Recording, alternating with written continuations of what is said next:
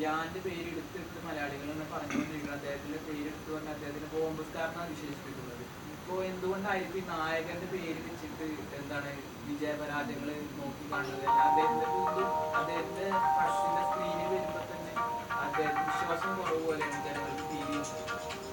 അല്ല, അത് ഇത് വ്യക്തിപരമായ ആരെങ്കിലും പരിഹസിക്കുന്നതിനോട് എനിക്ക് യോജിപ്പില്ല. യഥാർത്ഥത്തിൽ ഏത് നായകനാണ് എത്ര സൂപ്പർ ഹിറ്റ് തന്നാലും അദ്ദേഹത്തെ അമാനുഷികനെന്ന് വിശേഷിപ്പിക്കുന്നതിനോടും എനിക്ക് യോജിപ്പില്ല. അതേ അവസരത്തിൽ പരാജയപ്പെട്ടു എന്നതിൻ്റെ പേരിൽ ഒരു നടനെയോ നായകനെയോ പരിഹസിക്കുന്നതിനോടും എനിക്ക് യോജിപ്പില്ല. അത് അങ്ങനെ ആ ഒരു വ്യക്തിപരമായ ആ ഒരു രീതിയിൽ നമ്മൾ കണക്കിലെടുക്കാൻ പറ്റില്ല. പിന്നെ യഥാർത്ഥത്തിൽ ഈ സിനിമകളെല്ലാം തന്നെ നിർമ്മിക്കുമ്പോൾ എല്ലാവർക്കും വലിയ പ്രതീക്ഷകളാണ്.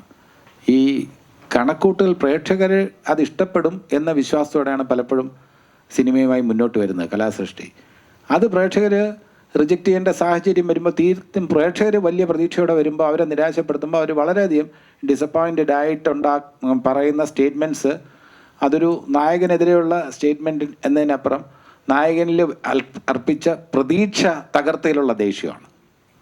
നായകനോടുള്ള ദേഷ്യമല്ല, വ്യക്തിയോട്. ഇനി ഏത് ഹീറോ ആണെങ്കിലും ശരി, അതെന്തെങ്കിലും കാണും എന്ന് വിചാരിച്ച് വന്നിട്ട് ഒന്നുമില്ല എന്ന് വരുമ്പോൾ അത് ഇന്നൊരാൾ നാളെ വേറൊരാൾ എൻ്റെ ഒരു ചിത്രം എന്തെങ്കിലും ഉണ്ടാകുമെന്ന് പ്രതീക്ഷിച്ച് വന്നിട്ട് ഞാൻ ഇതേപോലെ പ്രൊമോഷനിലൊക്കെ ഇരുന്ന് പറഞ്ഞിട്ട് അവിടെ വരുമ്പോൾ തീർത്തും നിരാശപ്പെടുത്തിയാൽ ആ പ്രതീക്ഷ തകർത്തതിൻ്റെ ഒരു ദേഷ്യമോ എന്തെങ്കിലും ഒരു വികാരമോ നിങ്ങൾക്ക് എന്നോട് ഉണ്ടാവും. അതിൽ ഞാൻ പരിഭവിച്ചിട്ട് കാര്യമില്ല. അത്രയേ ഉള്ളൂ. അത് എനിക്കെതിരെയുള്ള അല്ലെങ്കിൽ എന്നോടുള്ള വ്യക്തിപരമായ വിരോധമായിട്ട് ഞാൻ കണക്കാക്കില്ല.